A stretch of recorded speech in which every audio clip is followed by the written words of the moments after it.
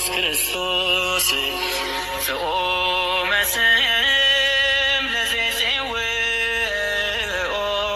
ኢየሱስ ክርስቶስ ብስተ ሕይወት ለዘይበልኦ ኢየሱስ ክርስቶስ ጽዋ መድኃኒት ለዘይሰትዮ ከመ ይባርኩነ ይፈኑ አራው ለጸባኢነ ይጽብኦ ወልተሁ ነሲኦ። እግዚአብሔር ከሞት ያድናል። እግዚአብሔር ከሁሉ ነገር አዳነኝ። ይህንን የተናገረው ብርሃነ ዓለም የተባለው ብዙ አህጉራትን ዞሮ ወንጌል የሰበከው ሐዋርያው ብርሃነ ዓለም ቅዱስ ጳውሎስ ነው። ለደቀ መዝሙሩ ለጢሞቴዎስ ነው ይህን ቃል የነገረው። ለጊዜው ከዋለበት እየዋለ ካደረበት እያደረ በቅዱስ ጳውሎስ ላይ ይደርስ የነበረውን መከራና ስቃይ ያይ ለነበረው ለቅዱስ ጢሞቴዎስ የተነገረ ቃል ነው። በኢቆንዮን፣ በልስጥራን፣ በአንጾኪያ የደረሰብኝን ሁሉ ታውቃለህ፣ እግዚአብሔርም ከሁሉ ነገር እኔን አዳነኝ። የጢሞቴዎስ ወደ ጢሞቴዎስ ምዕራፍ 3 ከቁጥር 11 ጀምራችሁ ስታነቡ የምታገኙት ቃል ነው። ከላይ ዝርዝሩ በጉዳዩ ተዘርዝሯል። እንደምታውቁት ቅዱስ ጳውሎስ ብዙ ነገር ደርሶበታል። በወንጌል ስብከት ላይ ብዙ መከራ ተቀብሏል። በሁለተኛ ቆሮንቶስ ምዕራፍ 11 ከቁጥር 23 ጀምራችሁ ስታነቡ ብዙ ጊዜ በተደጋጋሚ በመገረፍ ጊዜ እግዚአብሔር ከሁሉ ነገር አድኖታል። በመታሰሩ ጊዜ በጉድጓድ ተጥሎ በጨለማ በወህኒ ቤት እጆቹን እግሮቹን በሰንሰለት ታስሮ ከጨለማ ጉድጓድ ውስጥ ተጥሎ እዚያ ውስጥ ሆኖ እግዚአብሔር አድኖታል። አያችሁ፣ ለሞት የሚያበቃ ግርፋት በገረፉት ጊዜ እግዚአብሔር ከዚህም አድኖታል። በበትር በደበደቡት ጊዜ አጥንቱ እስኪሰበር ድረስ ብዙ መከራ ባጸኑበት ጊዜ እግዚአብሔር ከዚህም መከራ አድኖታል። በድንጋይ በተወገረ ጊዜ አያችሁ፣ ድንጋይ ያነሱ ከላው ላይ እንደ እስጢፋኖስ በላው ላይ ያወርዱበት ነበረ። ከዚህም እግዚአብሔር አድኖታል። እንደገና በባህር ላይም ጥለውታል። አያችሁ፣ በባህር ጥለውት 3 ቀንና 3 ሌሊት ባህር ውስጥ ሆኖ እግዚአብሔር ከሞት አድኖታል። እግዚአብሔር አለ ከሁሉም ነገር እንዳዳነኝ ታውቃለህ። ለቅዱስ ጢሞቴዎስ ነው። ባስተማርኩ ትምህርት ጽና፣ በነገርኩ ነገር ጽና፣ ከኔ ያያቸውን ነገሮች በተግባር አውላቸው። እኔ እንግዲህ መሄጃዬ ጊዜ እየደረሰ ነው። 78 ዓመት ሲሞላው የተናገረው ቃል ነው። አያችሁ፣ ሊሰቀል አንገቱን ሊታረድ 8 ቀን ሲቀረው የተናገረው ቃል ነው። ቅዱስ ጳውሎስ 8 ቀን ሲቀረው ይሄን ቃል ነገረው። ወዳጄ ጢሞቴዎስ ሆይ ባስተማርኩ ትምህርት ጽና፣ በአንጾኪያ፣ በልስጥራ፣ በኢቆንዮን የደረሰብኝን ሌሊትና ቀን የደረሰብኝን መከራ ታውቃለህ። በመገረፍ በመንገላታት እስር ቤት በመጣል በድንጋይ በመወገር በእሳት በመቃጠል ባህር ውስጥ በመጣል በረሃብ በጽም እኔ ላይ የተፈራረቀውን መከራ ታውቃለህና እስከ መጨረሻው ባስተማርኩ ትምህርት ጽና፣ እግዚአብሔር ከሞት ያድናል። አያችሁ፣ እግዚአብሔር ከሁሉ ነገር አዳነኝ ያለ ቅዱስ ጳውሎስ።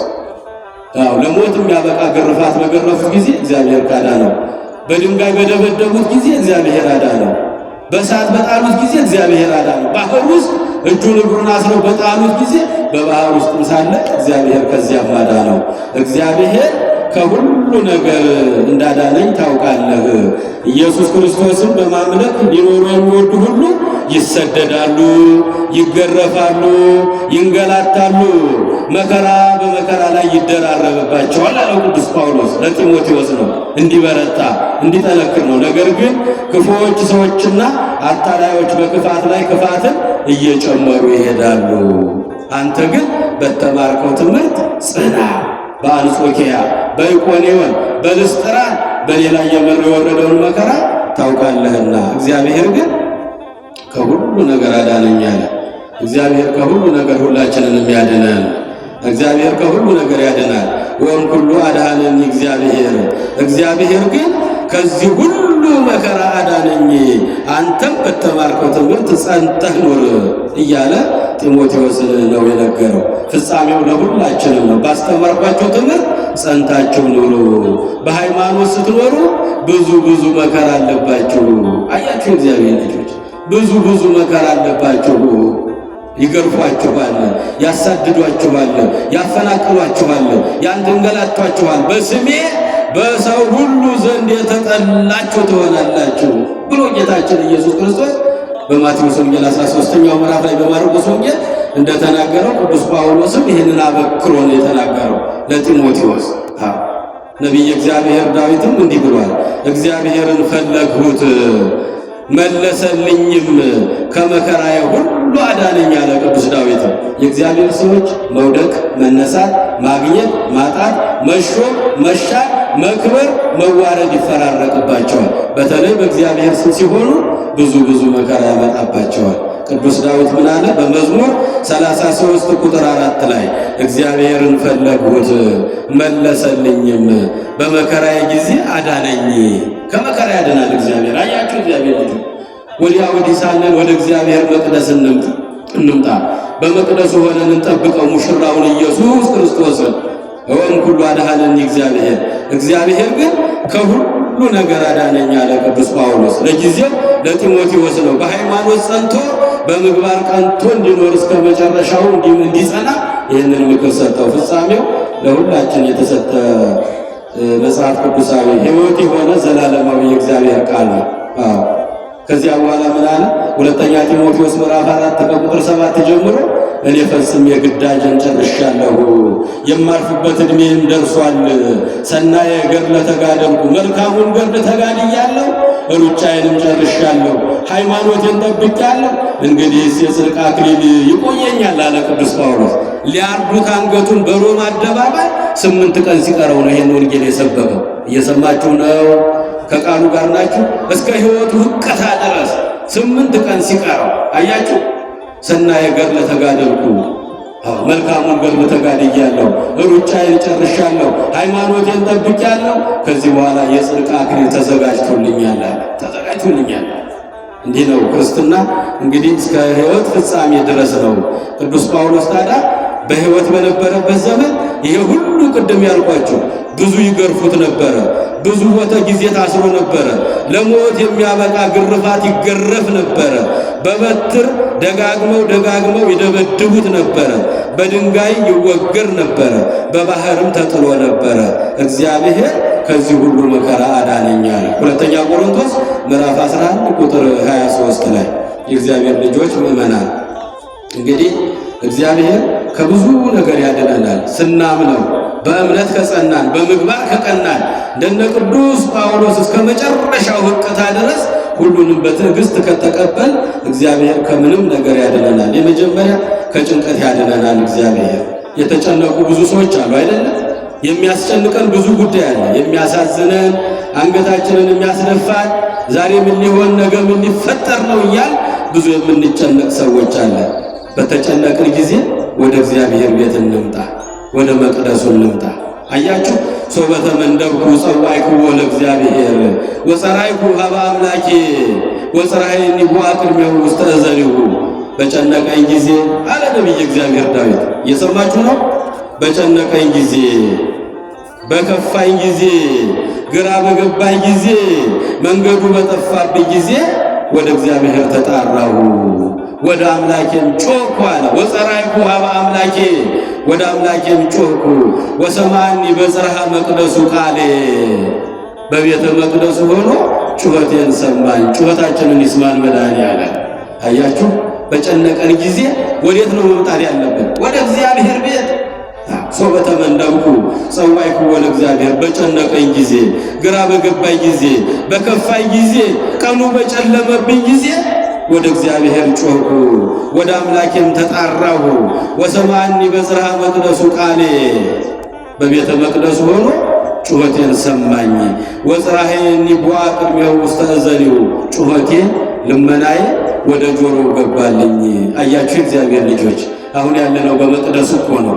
እግዚአብሔር በዚህ ደግሞ የልጆቹን ጩኸት ይሰማል፣ የልጆቹን ልመና ይሰማል። እግዚአብሔር ልጆች ዳዊት ይህንን የተናገረው አሐዘኒ ጻዕረ ሞት፣ የሞት ጣር ያዘኝ አለ።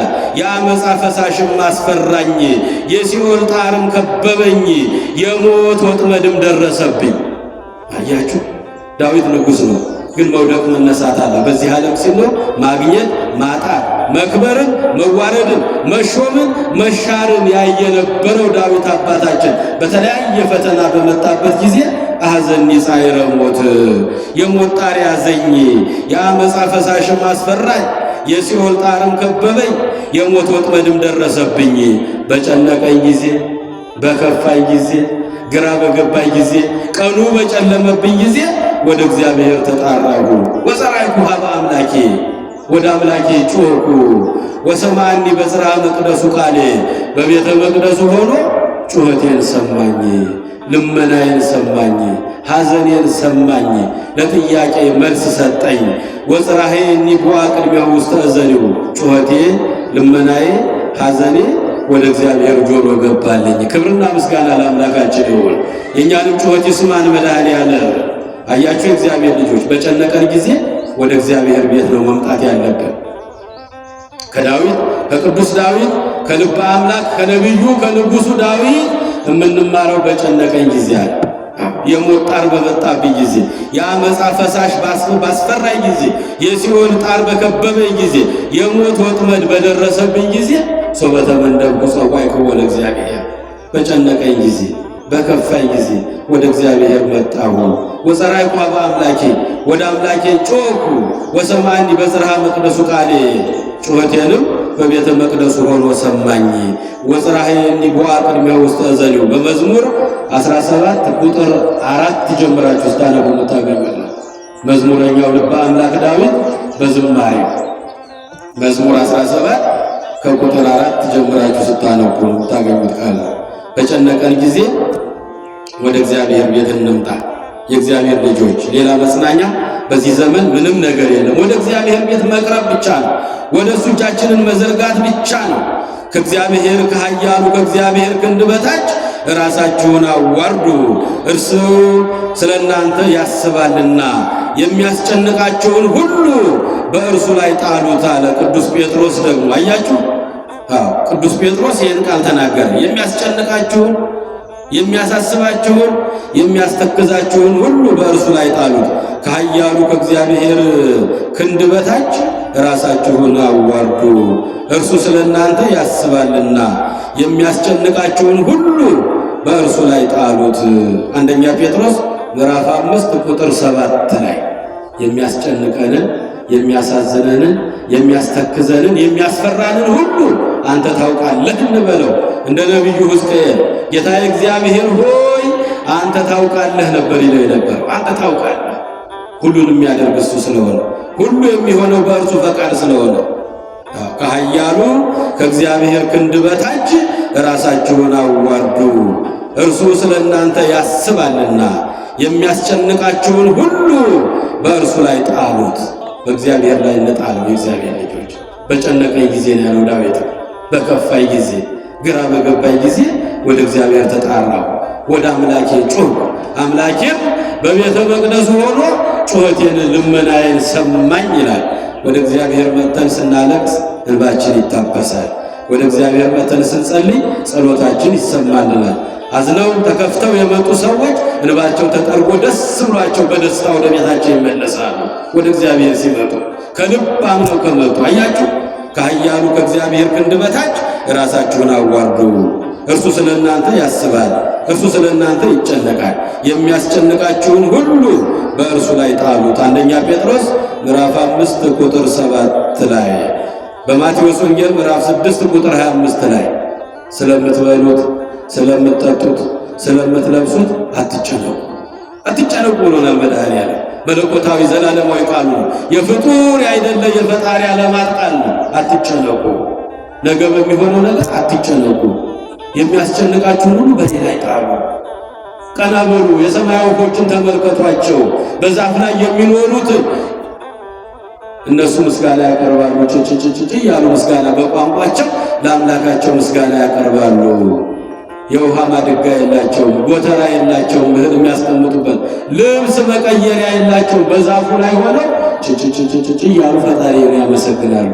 በያሉበት ይመግባቸዋል፣ መጠጣቸው በዛው ይዘጋጅላቸዋል። አያችሁ፣ ከእነሱም እናንተ ትበልጡ የለምን? አትጨነቁ፣ ለነፍሳችሁ እንጂ ለሥጋችሁ አትጨነቁ።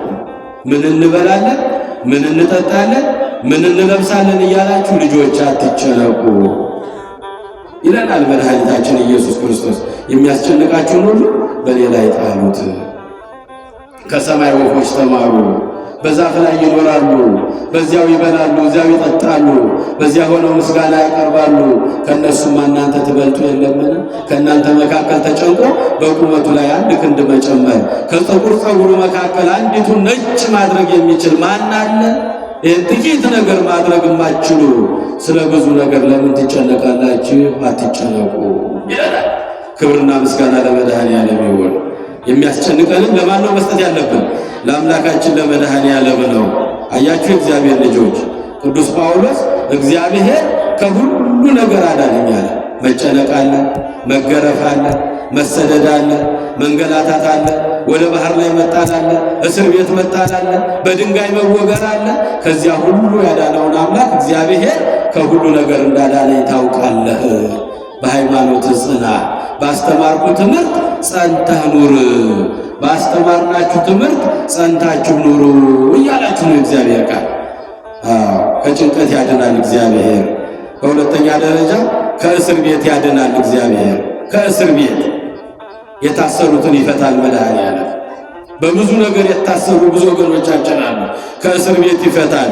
የሐዋርያት ሥራ ምዕራፍ 12 ከቁጥር 7 ላይ ስናነብ ጨካኙ ሄሮድስ፣ ያነፍሰ በላው ሄሮድስ፣ 144,000 ሕፃናት በቤተ መንግሥት ያረደው ሄሮድስ ቅዱስ ጴጥሮስን ያዕቆብን ከገደለ በኋላ ካሳረደ በኋላ ቅዱስ ጴጥሮስን እጁንና እግሩን የሐዋሊት አስሮ በሰንሰለት እስር ቤት ከተተው፣ ጨለማ ጉድጓድ ውስጥ። አያችሁ፣ ለምን ታስተምራለህ?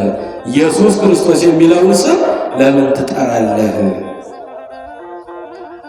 እጁንም እግሩንም በሰንሰለት አስሮ ወደ ወህኒ ቤት ጨለማ ጉድጓድ ውስጥ የብርሃን ጭላንጭል ወደማይታይበት ወስዶ በዚያ ውስጥ ከተተው።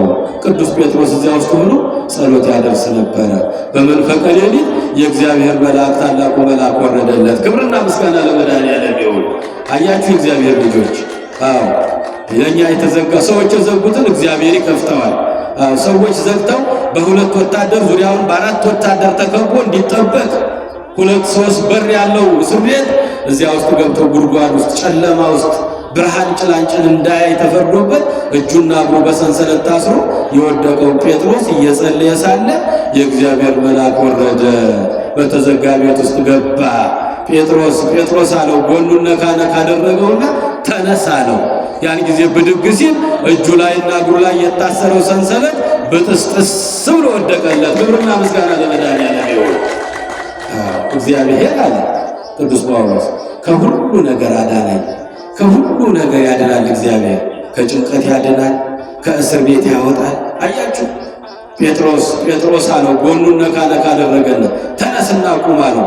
ብድግ ሲል እጁ ላይ እግሩ ላይ ያለው የሰንሰለት ማሰሪያ በጥስጥስ ብሎ ወደቀለት። ጫማህን ተጫማ፣ ወገብህን ታጠቅ፣ ልብስህን ልበስ፣ ና ተከትለኸኝ ውጣ አለው የእግዚአብሔር መልአክ ከፊት እየቀደመ። አያችሁ እግዚአብሔር ልጆች፣ እስር ቤት ጠባቂዎቹ ዘበኞቹ እንደ በድን እንደ ድንጋይ ያጓቸዋል የእግዚአብሔር መልአክ ሲወርድ። ያን ጊዜ የእስር ቤቱ መዝጊያ ማንም ሳይከፍተው ተከፈተላቸው። ቅዱስ ጴጥሮስን ቅዱስ መልአኩን ቅዱስ ገብርኤልን እየተከተለ ከእስር ቤት ወጣ። ሁለቱም የእስር ቤት በራፍ ብትን ብሎ ሁለቱም ተከፈተላቸው። ያን ጊዜ አውጥቶ ከከተማው ዳር ካቆመ በኋላ የእግዚአብሔር መልአክ ከሱ ተሰወረ። ከእስር ቤት አያወጣም እግዚአብሔር? የእግዚአብሔር ልጆች ከእስር ቤትም ያወጣል እግዚአብሔር። ከእስር ቤትም ያድናል እግዚአብሔር። ከጭንቀትም ያድናል እግዚአብሔር። ከበሽታም ያድናል እግዚአብሔር። እመኑ የእግዚአብሔር ልጆች። ሁሉ ይትከሀለ ዘያምን በ በማርቆስ ወንጌል ምዕራፍ 9 ላይ ለሚያምን ሰው ሁሉ ይደረግለታል ያለው አምላካችን። ጸበል ስንጠመቅ እምነቱን ስንቀባ በእምነት ሊሆን ይገባል። ሁሉ ይትከሀለ ዘያምን በ በእኔ ለሚያምን ሁሉ ይደረግለታል። ከበሽታም ይፈውሳል እግዚአብሔር። ከበሽታም ያድናል እግዚአብሔር። ከልዩ ልዩ ደዌም ይፈውሳል እግዚአብሔር። በቅዱስ ማርቆስ ወንጌል ምዕራፍ 5 ከቁጥር 22 ጀምረን የምናገኘው ታሪክ አለ። ከቁጥር 22 ጀምረን ማርቆስ ወንጌል ምዕራፍ 25 ከቁጥር 22 ጀምረን ኢያኢሮስ የሚባል የምኩራብ አለቃ የነበረ ጌታችን አምላካችን ኢየሱስ ክርስቶስ ብዙ ሕዝብ ተከትሎት ጎባጣው ሲቀና፣ እውሩ ሲበራ፣ ለምጻሙ ሲነጻ፣ አጋንንቱ ሲወጣ፣ የሞተው ሲነሳ ያየ ነበረ። ያ ኢያኢሮስ የሚባል ልጁ በጠና ታማበት የነበረ ነው። መድኃኒታችን ኢየሱስ ክርስቶስ እግር ላይ ድፍት ብሎ ሰገደለት። ጌታዬ ሆይ አለው፣ የመጨረሻ ልጅ በጠና ታማብኛለች። አንተ ሕይወት ነህ፣ አንተ መድኃኒት ነህ፣ አንተ እኮ ልትፈውሳት ትችላለህ። እባክህ ወደ ቤት እንሄድና እጅህን ጫና አድርግባት፣ ልጄ ትፈወስልኛለች አለ። እየሰማችሁ ነው? ከቃሉ ጋር ናችሁ? እግዚአብሔር ከሁላችን ጋር ይሁን። ጌታችን ኢየሱስ ክርስቶስ ላይ በዓይኑ ስላየ ጎባጣ ሲያቀና፣ ዕውር ሲያበራ፣ ለምጽ ሲያነጻ፣ የሞተ ሲያነሳ፣ አጋንንት ሲያወጣ ያይ ነበረው ያ ኢያኢሮስ የሚባል የምኩራብ አለቃ ድፍት ብሎ መድኃኔዓለም እግር ላይ ስቅስቅ ብሎ አለቀሰ። የመጨረሻዋ ልጅ በጠና ታማብኛለች፣ አንተ ሕይወት ነህ፣ አንተ መድኃኒት ነህ፣ እባክህ ወደ ቤት እንሂድና እጅህን ዘርጋና እባክህ ልጄን ፈውስልኝ አለው። እሺ ብሎ መድኃኔዓለም አብሮት መሄድ ጀመረ። እኛንም እሺ በለን መድኃኔዓለም። ብዙ ጥያቄ አለን አይደል? እግዚአብሔር ልጆች መድኃኔዓለም ጥያቄያችንን ሁሉ እሺ ብሎ ወዶ ይቀበልልን። እሺ ካንተ ጋር እሄዳለሁ፣ ልጅ ትነሳለች፣ አይዞህ አለው። ያን ጊዜ ከኢያኢሮስ ጋር ጌታችንን እየተከተሉት የ5 ገበያ የሚያክል ሕዝብ እየተጋፉ ይከተሉት ነበረ። ለተለያየ ዓላማ ይከተሉት ነበረ። ወደ ኢያኢሮስ ቤት ጉዞ እያደረገ ነው መድኃኒታችን ኢየሱስ ክርስቶስ። በመንገድ ላይ ደግሞ 12 ዓመት ሙሉ ደም ይፈሳት የነበረችው አያችሁ እግዚአብሔር ልጆች 12 ዓመት ሙሉ ሀብቷን ጨርሳ ጌጣጌጧ ተሽጦ ጨርሳ ለመድኃኒት ለሕክምና ብዙ ነገሮቿን ጨርሳ ባዷን የቀረች አንዲት ሴት ነበረች። ቤተሰቦቿ በየሆስፒታሉ አንከራትቷታል። መድኃኒት ያመጡላታል፣ ትቀባለች፣ ትውጣለች፣ ፈውስ የለም። እየባሰባት ሄደ በሽታው። 24 ሰዓት ያለማቋረጥ ከማህፀኗ ደም ይፈስ ነበረ። አያችሁ እግዚአብሔር ልጆች ግን እሷ ደግሞ ተስፋ አድርጋ ትኖር ነበረ። አንድ ቀን አምላኬ ይፈውሰኛል እያለ ዘመዶቿ፣ ወገኖቿ፣ ቤተሰቦቿ ሁሉ የሚችሉትን አደረጉና ከዚያ በኋላ የፈጠረሽ አምላክ እንደፈቀደ ያደርጉሽ ብለው እዚያ ከባህር ዳርቻ ቆሻሻ ገንዳ ያለበት አካባቢ ወስደው እዚያ ጣሏት። አያችሁ እግዚአብሔር ልጆች ሰው የጣለውን እግዚአብሔር ያነሳዋል። እግዚአብሔር የጣለውን ማን ያነሳዋል? እግዚአብሔር ልጆች ከእግዚአብሔር ጋር እንኖር። እውነተኛ ወዳጅ ጊዜና ሁኔታ አይቶ የማይለየን መድኃኔዓለም ብቻ ነው። የማይጸየፈን የማይጥለን። እናንተ ደካሞች ኑ ወደ እኔ፣ ሸክም የከበዳችሁ የኃጢአት የበደል የርኩሰት የክፋት የበሽታ የስቃይ ሸክም የከበደባችሁ ኑ ወደ እኔ ያሳርፋችኋለሁ። ክብርና ምስጋና ለመድኃኔዓለም ይሁን። ያቺ ሴት በዛ ታለቅሳለች። ከታች ከማህፀኗ ሳይቋረጥ ደም ጠብ እያለ ይፈሳል። ከላይ ደግሞ እንባዋ ይፈሳል። አያችሁ መቼ ነው ታሪክ የሚቀየረው? መቼ ነው እንቆቅልሽ የሚፈታው? መቼ ነው እኔ ሰው የምሆነው ትል ነበር። ሰው የለኝም አምላኬ ተመልከተኝ ትለው ነበር። መድኃኔዓለም ኢየሱስ ክርስቶስ ልብና ኩላሊትን መርምሮ የሚያውቅ አምላክ እሷ ባለችበት በኩል መጣ። አያችሁ እሷ ባለችበት በኩል 12 ዓመት ሙሉ ሰው ረስቷታል፣ እሱ ግን አልረሳትም። ሰው ትጥሏታል፣ እሱ ግን አልጣላትም። መድኃኔዓለም ጊዜና ሰዓቱን ጠብቆ ሊፈውሳት እየመጣ ነው። ያን ጊዜ ገና በሩቁ ስታየው መድኃኔዓለም ደስ አላት። እምከመ ገሰስኩ ጽንፈ ልብሱ አሃዩ እምደዌ። አሁን መጠጋት አልችልም። የ5 ገበያ የሚያክል ሕዝብ ከቦታል መድኃኔዓለም። ተጠግቼ ለማነጋገር ኃጢአተኛ ነኝ፣ አይቅሱ መቅረብ አይገባኝም አለች። ከጀርባው በኩል ሄጄ ያችን የለበሳትን የልብሱን መጎናጸፊያ እንዲህ ብነካኩ እፈወሳለሁ ብላለች። በማርቆስ ወንጌል ምዕራፍ 5 ቁጥር 28 ላይ ስታነቡ ታገኙታላችሁ። እምከመ ገሰስኩ ጽንፈ ልብሱ አሃዩ እምደዌ። አያችሁ የልብሱን ጫፍ ብቻ ብነካ እኔ ከበሽታ ይፈወሳለሁ አለች። የኔ ታሪክ ይቀየራል አለች። የኔ መከራ ፋይል ይዘጋል አለች። ከታች እንባዋ ደሟ ይጠባጠባል፣ ይፈሳል። ከላይ ደግሞ እንባዋ ይፈሳል። አያችሁ ስንት ዓመት አልኳችሁ? 12 ዓመት ያለ እረፍት ሌሊትና ቀን። ሰው የለ፣ የሚያጸዳዳት የለ፣ ልብሷን የሚያጥብላት የለ። አያችሁ የእግዚአብሔር ልጆች 12 ሰዓት አይደለም፣ 12 ቀን አይደለም፣ 12 ወራት፣ 12 ዓመታት ሌሊትና ቀን እንባዋና ደሟ ይፈስ ነበረ። ከላይ በእንባዋ ትታጠባለች፣ ከታች ደሟ ጠብ ጠብ እያለ ይፈስ ነበር። አያችሁ፣ ቤተሰቦቿ ሰልችተዋታል፣ ተስፋ ቆርጠው በቃ ጥለዋታል። ከዚያ ከቆሻሻው ገንዳ ስር የማይተወን የማይጥለን የማይጸየፈን እግዚአብሔር ብቻ ነው። የእግዚአብሔር ልጆች ወደ እሱ እንምጣ፣ ወደ እሱ እንቅረብ። እጁን ዘርግቶ ነው የሚቀበለን መድኃኒዓለም። አይጸየፈን። ከየት መጣሽ፣ የት ነበርሽ፣ የት ነበርክ አይልም እግዚአብሔር። ኑ ነው የሚለው። ሸክም የከበዳችሁ ደካሞች ልጆች ኑ ወደ እኔ ላሳርፋችሁ ኑ ነው የሚለው። መድኃኒዓለም ወደ እሷ መጣ።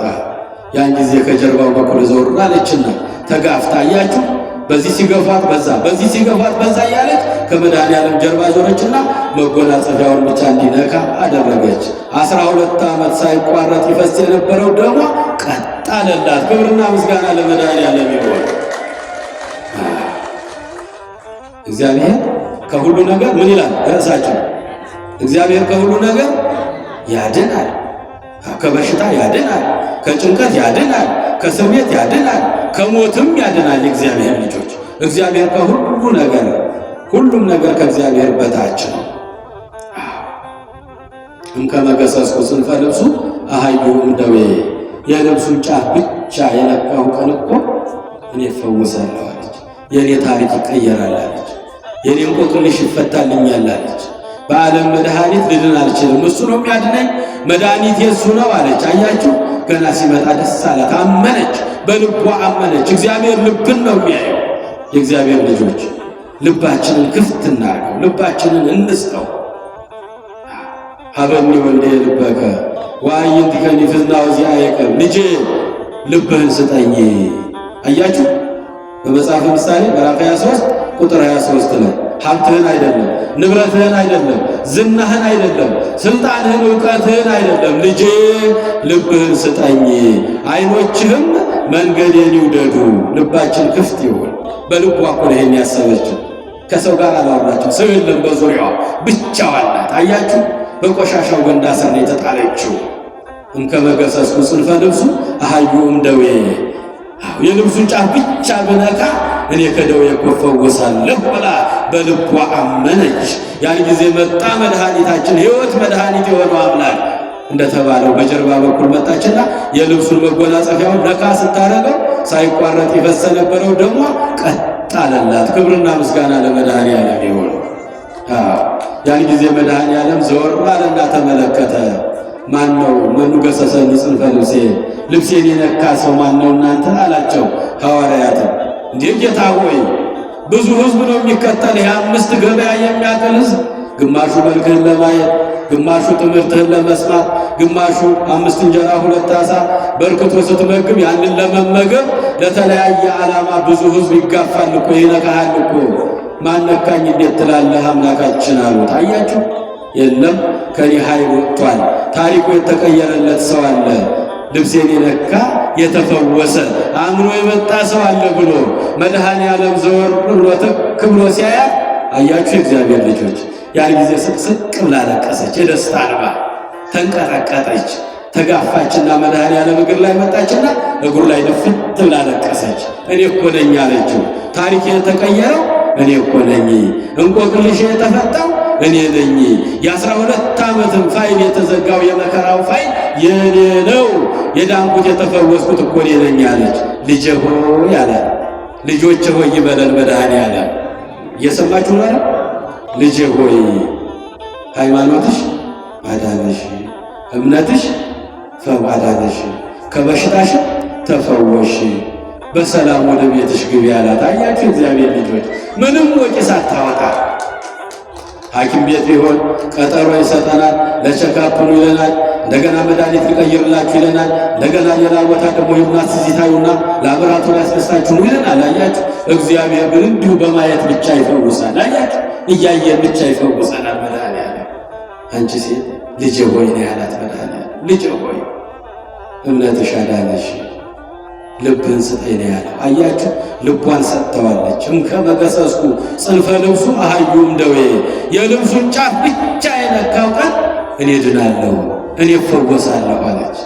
እንዳለችው የልብሱን ጫፍ በመንካት ብቻ ፈውስን አገኘች። እግዚአብሔር ልጆች አሁን የተቀመጥንበት የእግዚአብሔር መጎናጸፊያ ያለበት ነው። ልብሱ በዚህ ግርግ ውስጥ አለ። የእግዚአብሔር ልብስ አያችሁ።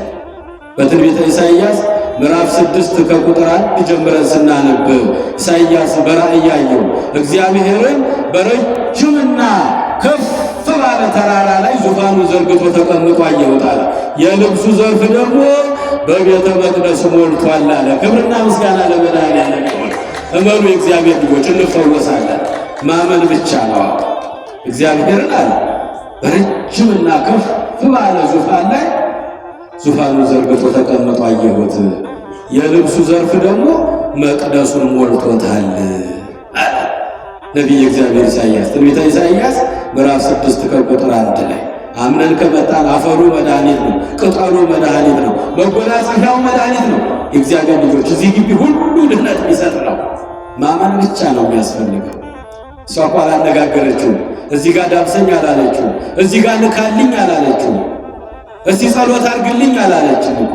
የለበሰውን የልብሱን ጫፍ ብቻ ብነካ እኔ ከበሽታ እድናለሁ አለች።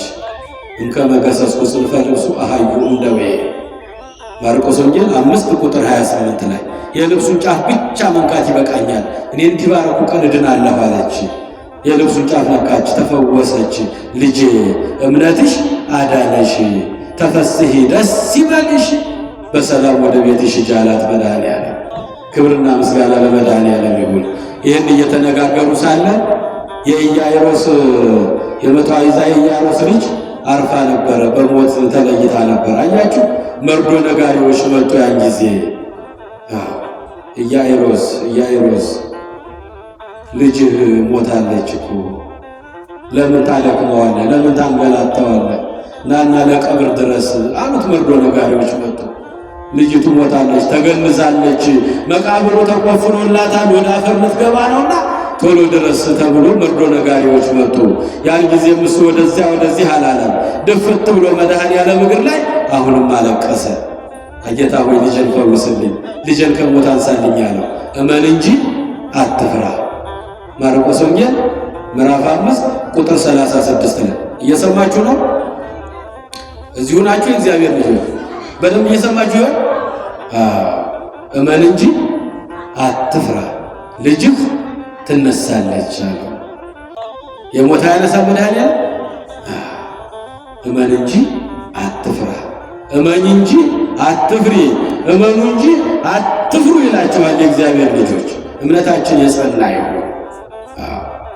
መርዶ ነጋሪዎች መጥተው የልጁን ሞት ነግረውት ልጅ ሞታለች፣ በሕይወት የለችም፣ እሱንም አታድክመው፣ ናና ለቀብር ድረስ ናርምህን አውጣ ብለው ነገሩት። ያን ጊዜ ድፍት አለ መድኃኒታችን ኢየሱስ ክርስቶስ እግር ላይ። ኢያኢሮስ እመን እንጂ አትፍራ፣ ልጅህ ከሞት ትነሳለች አለ። ያን ጊዜ መድኃኒታችን ኢየሱስ ክርስቶስ ወደ አስከሬኑ ቤት ሄደ፣ ልጅቱ ወዳረፈችበት ቤት። ያን ጊዜ ለቀስተኞቹ ዙሪያውን ከበው ዋይ ልጄ እያሉ ያለቅሱላት ነበር። የ15 ዓመት ብላቴና ናት። አያችሁ፣ የ15 ዓመት ብላቴና መንገድ ላይ የፈወሳት 12 ዓመት ሙሉ ደም ይፈሳት የነበረች፣ እዛ ደግሞ በሞት የተለየችው የ12 ዓመት ገና ብላቴና ወጣት ልጅ ናት። ያን ጊዜ ለቀስተኞቹ ዋይ እያሉ ያለቅሳሉ። ድንኳኑ ተተክሏል፣ ቃሬዛው ተዘርግቷል፣ አስከሬኗ በመሃል ተቀምጧል። ያን ጊዜ ቤቱን ለቀቅ አድርጉልኝ አለ መድኃኒዓለም ኢየሱስ ክርስቶስ። ሕፃኒቱ ልጅቱ ተኝታለች እንጂ አልሞተችም አላቸው። እየሰማችሁ ነው? ተኝታለች እንጂ አልሞተችም አላቸው። ሁሉም ሳቁበት ይላል መጽሐፍ ቅዱስ። ሁሉም ሳቁበት። ሞታለች እኮ ተገንዛለች እኮ እንዴት ነው አልሞተችም ተኝታለች የሚለን ብለው በመድኃኒታችን በኢየሱስ ክርስቶስ ላይ ሁሉም ሰው ሳቁበት። በሩን ልቀቁት አለና ለቀስተኞቹን ካስወጣ በኋላ ሦስቱን ሐዋርያት ይዞ እናትና አባቷን ይዞ አስከሬኑ ወዳለበት ቤት ገባና እጆቹን ዘረጋና አስከሬኑን ነካ አደረገና አንቺ ብላቴና ተነሽ አላት። ብድግ አለች። ክብርና ምስጋና ለመድኃኒዓለም ይሁን። ብድግ አለች። የሞተ ያነሳል። እግዚአብሔር ከሁሉ ነገር እንዳዳነኝ ታውቃለህ አለ ቅዱስ ጳውሎስ። እግዚአብሔር ከሞት ያድናል። እግዚአብሔር ከበሽታ ያድናል። እግዚአብሔር ከአጋንንት እስራት ያድናል። እግዚአብሔር ከጭንቀት ያድናል። እግዚአብሔር ከእስር ቤትም ያድናል። የእግዚአብሔር ልጆች አዎ አንቺ ብላቴና ጣቢታ ጣቢታ ተነሽ አላት። ብድግ አለች። አያችሁ ያን ጊዜ ለእናት ለአባቷ የምትበላው ምግብ ስጧት፣ ልጃችሁ ይችትላችሁ፣ ያደረኩትን ለማንም አትናገሩ አላቸው መድኃኒዓለም። አያችሁ እምነት ምን ያህል እንደሆነ። ቅዱስ ጳውሎስ ይህንን ነው ለጢሞቴዎስ አደራ ልጄ በተማርክበት ጸንተህ ኑር። ስገረፍ አይተሃል፣ ስደበደብ አይተሃል፣ እስር ቤት ስጣል አይተሃል፣ በባህር ላይ ስጣል አይተሃል፣ መከራው ሲፈራረቅብኝ አይተሃል። እግዚአብሔርም ከሁሉ ነገር እንዳዳነኝ ታውቃለህ። አንተም በተማርክበት ጸንተህ ኑር፣ እናንተም በተማራችሁበት ጸንታችሁ ኑሩ። የእግዚአብሔር ልጆች እግዚአብሔር ከሞት ያድናል። እግዚአብሔር ከበሽታ ይፈውሳል። በትንቢተ ኤርምያስ ምዕራፍ 29 ከቁጥር 17 ላይ ልጄ ሆይ እኔ ጤናህን እሰጥሃለሁ፣ ከበሽታ እፈውሳለሁ። ክብርና ምስጋና ለመድኃኒዓለም ይሁን። ከበሽታ ይፈውሳል፣ ጤናን ይመልሳል፣ አጋንንትን ያስወጣል መድኃኒታችን ኢየሱስ ክርስቶስ። የእግዚአብሔር ልጆች እንግዲህ ቅዱስ ጳውሎስ ጢሞቴዎስን በሃይማኖቱ ጸንቶ እንዲኖር በሚመጣበት መከራ ሁሉ ወዲያ ወዲህ እንዳይ ልጄ በተማርክበት ትምህርት እኔ ጋር የደረሰውን ነገር ሁሉ ታውቃለህ።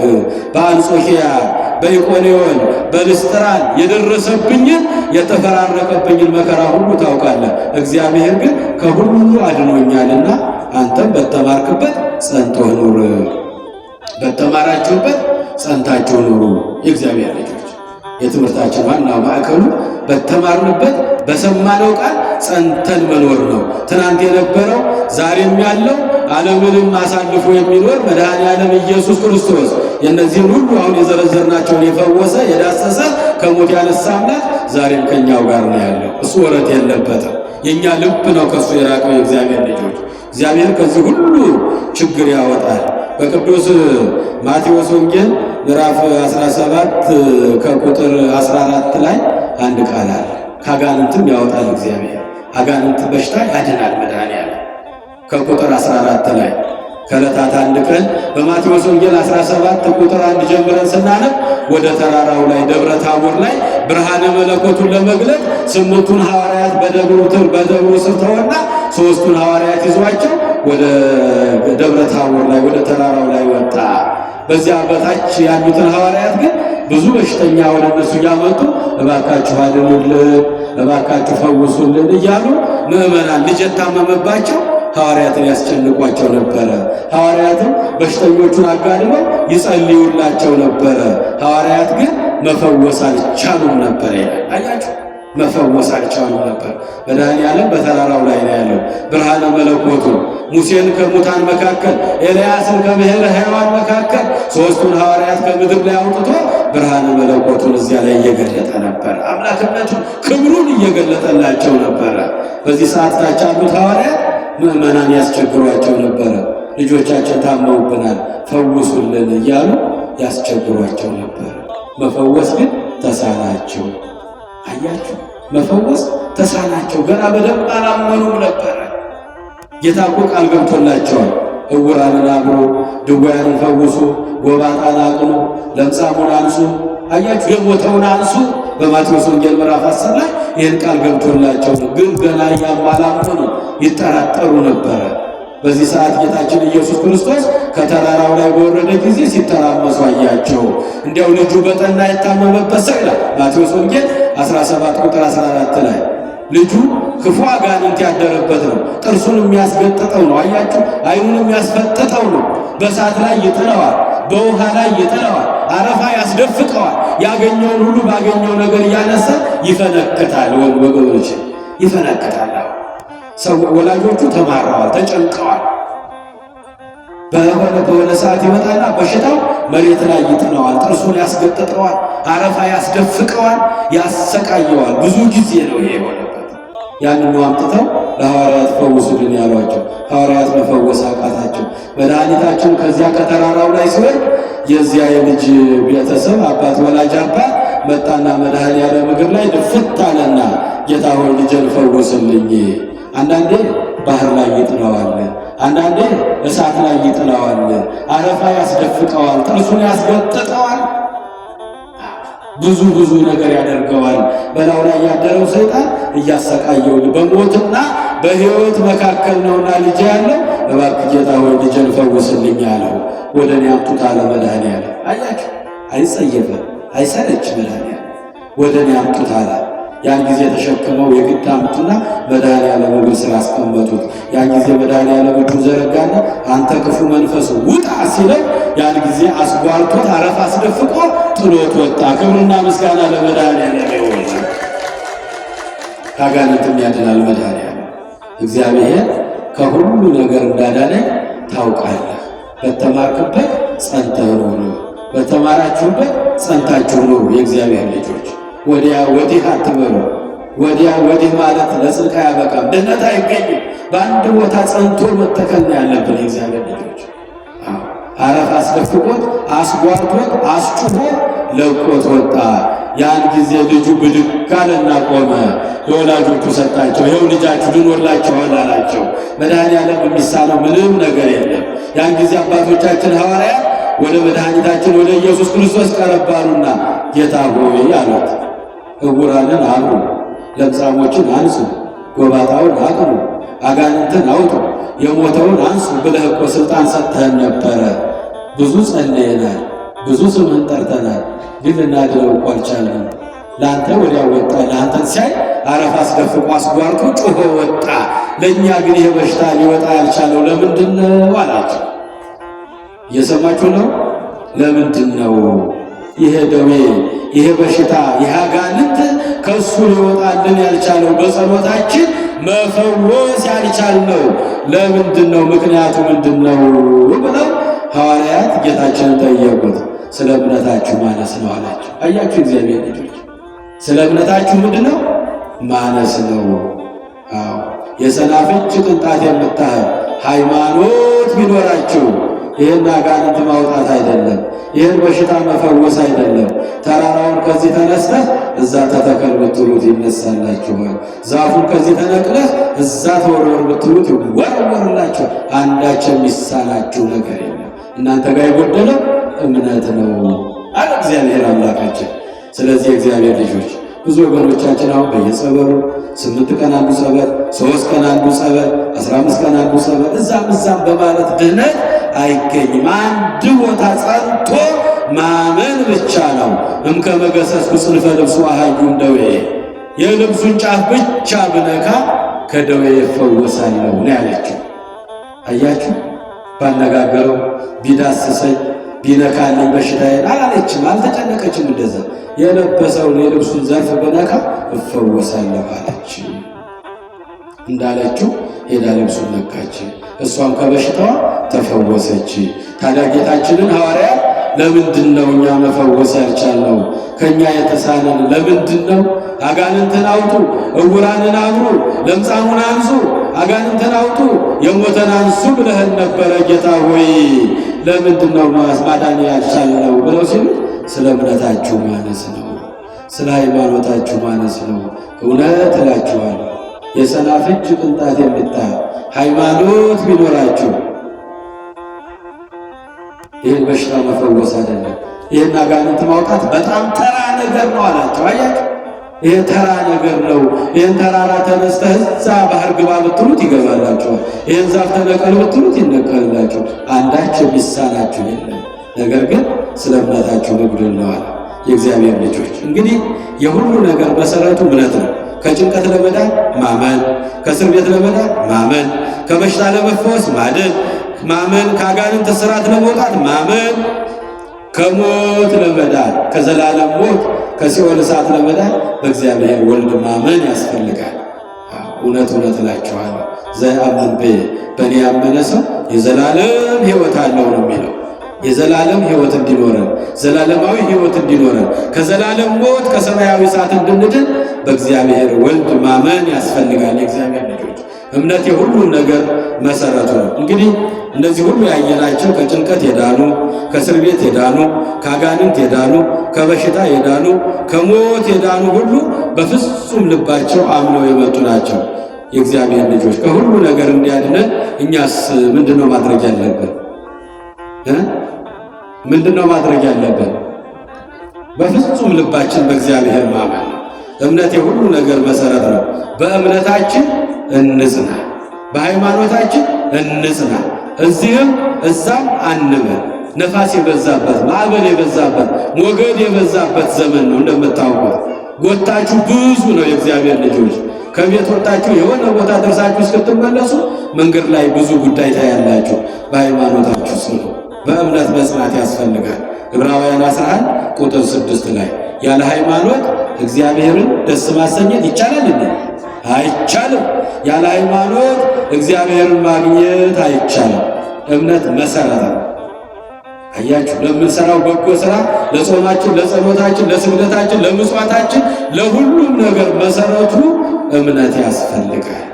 ያመኑ ሰዎች ናቸው። እኔ እስካሁን እየዘረዘርን ስንማራቸው የነበሩ ያመኑ ሰዎች የተፈጸመላቸው ናቸው። በእምነታችን መጽናት ነው። አባታችን አብርሃም አመነ፣ እምነቱም ጽድቅ ሆኖ ተቆጠረለት፣ የእግዚአብሔርም ወዳጅ ተባለ። ሐዋርያው ቅዱስ ያዕቆብ መልእክት ምዕራፍ 2 ቁጥር 23 ላይ አብርሃም አመነ፣ እምነቱ ጽድቅ ሆኖ ተቆጠረለት፣ የእግዚአብሔርም ወዳጅ ተባለ። በእምነት መጽናት ነው። ያለ እምነት ያለ ሃይማኖት እግዚአብሔርን ደስ ማሰኘት እግዚአብሔርን ማግኘት ፈጽሞ አይቻልም። የእግዚአብሔር ልጆች በፍጹም ልባችሁ በእግዚአብሔር አምናችሁ ኑሩ። ሁለተኛው ትእዛዛቱን እንጠብቅ። የእግዚአብሔር ልጆች ትእዛዙን መጠበቅ ነው። የምትወዱኝ ከሆነ ትእዛዜን ጠብቁ። ዮሐንስ ወንጌል ምዕራፍ 14 ቁጥር 15 ላይ እመሰታል ሐቅ ታፈቅሩን ይቀቡ ትእዛዜ፣ የምትወዱኝ ከሆነ ትእዛዛቴን ጠብቁ። ትእዛዙን ጠብቀን ከኖር ይፈጸምልናል። የምንመኘው፣ የምንጠይቀው፣ የምንጸልየው ሁሉ ቅድመ እግዚአብሔር ይደርስልናል። በመጽሐፈ ምሳሌ ምዕራፍ 3 ቁጥር 1 ላይ ልጄ ሆይ ይላል ጠቢቡ ሰሎሞን፣ ሕጎቼን አትርሳ፣ በልብህም ትእዛዛቴን ጠብቅ፣ ብዙ ዘመናት ረጅም ዕድሜ ትኖራለህ፣ ሰላምም ይጨመርልሃል። ሰላም የሚገኘው ዕድሜ የሚገኘው ረጅም ዘመን መኖር የሚቻለው ሕጉን ትእዛዙን ጠብቀን ስንኖር ነው። የምትወዱኝ ከሆነ በምት ከኔ ጋር ትእዛዜን ጠብቁ። ትእዛዙን ጠብቀን መኖር ነው። በሶስተኛ ደረጃ ንስሐ እየገባን መኖር አለብን። የእግዚአብሔር ልጆች ስለ ንስሐ ብዙ ጊዜ ተምራችሁ ይሆናል፣ ተምረናል። ግን ንስሐ የሚገቡ ሰዎች ብዙም አይታዩምና ንስሐ እየገባን መኖር ነው። ኃጢአታችን እንቅፋት እንዳይሆንብን፣ ከእግዚአብሔር እንዳይለየን፣ ጾማችን፣ ጸሎታችን፣ ስግደታችን፣ ማስቀደሳችን ቅድመ እግዚአብሔር እንዲደርስልን ንስሐ እየገባን ኃጢአታችሁ እንቅፋት እንዳይሆንባችሁ፣ ከኔም እንዳይለያችሁ ወደ እኔ ተመለሱ፣ ንስሐም ግቡ። ትንቢተ ሕዝቅኤል ምዕራፍ 18 ቁጥር 34 ቁጥር 30 ላይ ትንቢተ ሕዝቅኤል ምዕራፍ 18 ቁጥር 30 ላይ ኃጢአታችሁ እንቅፋት ሆኖ ከኔ እንዳይለያችሁ ንስሐ ግቡ። ንስሐ ግቡ። ንስሐ ትልቅ መሳሪያ ነው። የእግዚአብሔር ልጆች እግዚአብሔርን ፈልጉ ትድናላችሁ። እግዚአብሔርን ፈልጉ ሕይወት ታገኛላችሁ። ንስሐ መግባት ያስፈልጋል። በአራተኛ ደረጃ መዋደድ ያስፈልጋል። ፍቅር ያስፈልጋል። የእግዚአብሔር ልጆች ከሁሉ በፊት ከጾማችሁ፣ ከጸሎታችሁ፣ ከስግደታችሁ፣ ከማስቀደሳችሁ ከሁሉ ነገር በፊት እርስ በርሳችሁ አጥብቃችሁ ተዋደዱ ይለናል ቅዱስ ጳውሎስ። አጥብቃችሁ ተዋደዱ፣ ግብዝነት የሌለበት እውነተኛ ፍቅር ይኑራችሁ፣ ክፉን ነገር ሁሉ ተጸየፉ፣ ከመልካም ነገር ጋር ተባበሩ፣ እርስ በርሳችሁ ወንድሜ ወንድሜ ተባባሉ፣ እህቴ እህቴ ተባባሉ፣ ጎረቤቴ ጎረቤቴ ተባባሉ፣ ክፉን ነገር ተጸየፉት፣ ከመልካም ነገር ጋር ተባበሩ፣ ቢቻላችሁ ከሰው ሁሉ ጋር በፍቅር ኑሩ፣ በሰላም ኑሩ። እንዲህ ከሆነ ልመናችን ይሰማል። የእግዚአብሔር ልጆች አሁን የሚፋቀር ሰው አለ? አሁን የሚዋደድ ሰው አለ? እውነትን እንነጋገር አይደል? እግዚአብሔር ልጆች ያኮረፍናቸው የሉ፣ ያስቀየምናቸው የሉ፣ የበደሉን የሉ፣ ይቅር እንዳንል አንገበታችንን ዝግት ያደረግን የለንም። የእግዚአብሔር ልጆች በመዋደድ ነው ከእግዚአብሔር ጋር ለመኖር እግዚአብሔርን ሐሳቡን ለምትን ለማለት ከእግዚአብሔር ጋር ለመኖር በመዋደድ በመፋቀር መኖር ከሁሉ በፊት ነው ያለው ቅዱስ ጳውሎስ። ከመጾማችሁ፣ ከመጸለያችሁ፣ ዝክር ከመዘከራችሁ፣ ከማብላት ከማጠጣታችሁ በፊት እርስ በርሳችሁ አጥብቃችሁ ተዋደዱ። የምትወዱኝ ከሆነ ትእዛዜን ጠብቁ፣ እኔም እንደወደድኳችሁ እናንተም እርስ በርሳችሁ ከልብ ተዋደዱ፣ ከልብ ተፋቀሩ፣ ከልብ ይቅር ተባባሉ። ይሄ ነው። በዚህ መንገድ ነው እግዚአብሔር የሚገኘው። በአምስተኛ ደረጃ ስጋውንና ደሙን መቀበል። የእግዚአብሔር ልጆች ስንጾም ስንጸልይ እንከርምና በእውነቱ ስጋውን ደሙን ሳንቀበል እንዲሁ ምንኖር ሰዎች አለ። የሁሉ ነገራችን ማሰሪያው ስጋና ደሙን መቀበል ነው። ስጋዬን የበላ ደሜን የጠጣ ከኔ ጋር ይኖራል። ኃጢአት ቢሰራ ኃጢአቱን እንደ ገል ቀጥቅጬ እንደ ሰም አቅልጬ ኃጢአቱን አጠፋለታለሁ፣ ከኔ ጋር አኖረዋለሁ። ስጋው ደሙን እንቀበል። የመጀመሪያው በእምነታችን እንጽና፣ ሁለተኛ ትእዛዛቱን እንጠብቅ፣ ሶስተኛ ንስሐ እንግባ፣ አራተኛ በፍቅር እንኑር፣ በአምስተኛ ደረጃ ስጋውና ደሙን እንቀበል። የእግዚአብሔር ልጆች ይህን ካደረግን እግዚአብሔር በመንግስቱ ይቀበለናል። እጁን ዘርግቶ እናንተ ደካሞች ልጆች ሸክም የከበዳችሁ ኑ ወደ እኔ ያሳርፋችኋለሁ፣ እኔ ያሳርፋችኋል ይለናል። አምላካችን ያስተማረን የመከረን ስሙ ይክበር ይመስገን። የሰማነው ቃል እግዚአብሔር በልቦናችን ይጻፍልን። 30፣ 60፣ 100 ፍሬ አፍርተን የስሙ ቀዳሾች የመንግስቱ ወራሾች ለመሆን ያብቃን። ኢየሱስ ክርስቶስ ጽኦመ ስም ለዘይጼውኦ ኢየሱስ ክርስቶስ ህብስተ ሕይወት ለዘይበልኦ ኢየሱስ ክርስቶስ ጽዋ መድኃኒት ለዘይሰትዮ ከመ ይባርኩነ ይፈኖ አዳኦ ለጸባኢነ ይጽብኦ ወልተሆ ነሲኦ